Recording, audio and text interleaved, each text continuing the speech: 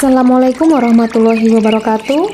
Bertemu lagi dengan saya, Kartini Dewantari, calon guru penggerak Angkatan 6 dari Kabupaten Rembang, unit kerja SMP Negeri 2 Pancur. Di video kali ini, saya akan menjelaskan tentang koneksi antar materi pembelajaran berdiferensiasi. Tujuan pembelajaran khusus CGP dapat membuat sintesa pemahaman dengan mengkondisikan semua materi yang telah dipelajari sebelumnya untuk menjelaskan pemahamannya tentang pembelajaran berdiferensiasi dan bagaimana mengimplementasikannya. Koneksi antar materi pada modul pembelajaran berdiferensiasi akan kita mulai dengan menjawab pertanyaan pemantik, apa yang dimaksud pembelajaran berdiferensiasi, bagaimana penerapannya di kelas. Pembelajaran berdiferensiasi menurut Tomlinson adalah usaha untuk menyesuaikan proses pembelajaran di kelas untuk memenuhi kebutuhan belajar individu. Jadi, ini adalah keputusan yang dilakukan oleh seorang guru dalam membuat desain pembelajaran yang berorientasi pada pemenuhan kebutuhan murid. Bagaimana penerapan pembelajaran diferensiasi di kelas? Yang pertama, tentukan tujuan pembelajaran. Kedua, lakukan asesmen diagnostik untuk menganalisa kebutuhan belajar murid, baik dari aspek kesiapan murid, minat belajar, dan profil belajar. Ketiga, lakukan analisa strategi pembelajaran diferensiasi yang diperlukan, baik konten, proses, ataupun produk. Yang keempat, membuat rencana pembelajaran berdiferensiasi di kelas dan mengimplementasikannya. 5. Lakukan asesmen atau penilaian pembelajaran yang sesuai dengan tujuan pembelajaran. Ini dilakukan bukan sebagai penilaian final, namun untuk umpan balik dan refleksi guru dalam merencanakan kebutuhan pembelajaran murid berikutnya. Pertanyaan pemantik kedua, bagaimana pembelajaran berdiferensiasi dapat memenuhi kebutuhan belajar murid, dan bagaimana dapat membantu mencapai belajar yang optimal? Pembelajaran berdiferensiasi untuk memenuhi kebutuhan belajar murid dapat dilakukan ketika guru melakukan pemetaan kebutuhan murid yang berdasarkan 3 aspek. Pertama, kesiapan belajar. Ini untuk mengetahui sejauh mana pengetahuan murid terhadap suatu materi atau keterampilan baru. Yang kedua, minat belajar. Guru memberi pilihan kepada murid untuk belajar sesuai dengan minatnya. Yang ketiga, profil belajar. Guru memberi kesempatan kepada murid untuk belajar secara alami dan efisien. Dilihat dari gaya belajar, kecerdasan majemuk, pengaruh budaya dan lingkungan, dan lain-lain.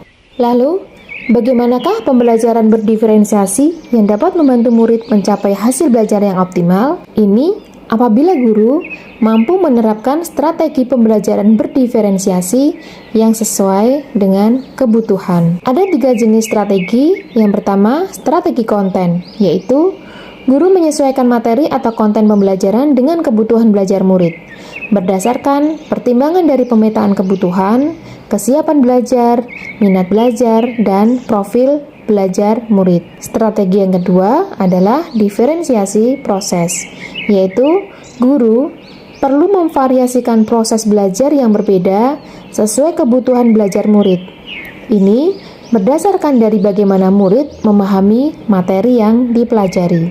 Berikutnya, diferensiasi produk, yaitu guru memodifikasi bentuk produk yang akan dihasilkan murid sesuai dengan materi atau konten yang dipelajari dan proses yang sudah dilakukan. Nah, sekarang bagaimana koneksi antar materi pembelajaran berdiferensiasi dengan modul lain di pendidikan guru penggerak yang pernah dipelajari? Mari kita simak.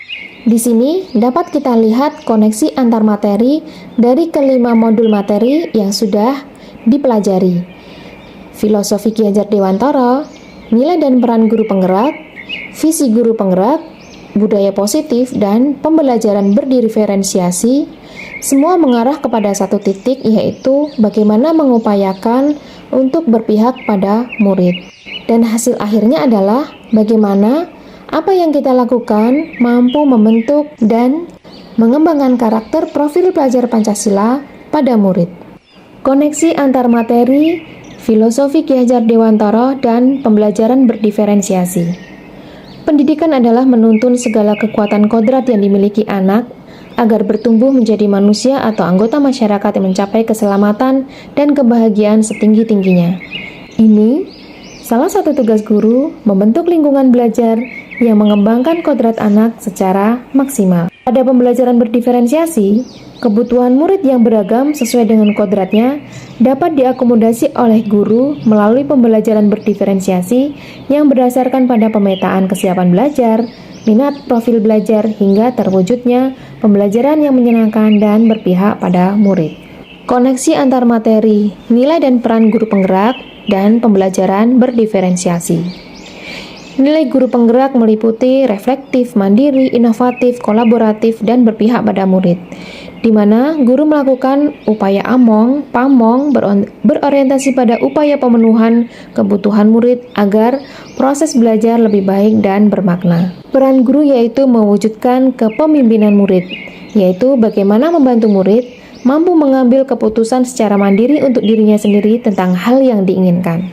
Lalu, kaitannya dengan pembelajaran berdiferensiasi adalah kebutuhan murid yang beragam dapat diakomodasi oleh guru apabila mampu mengaplikasikan nilai dan peran guru penggerak sehingga mampu mendesain pembelajaran berdiferensiasi.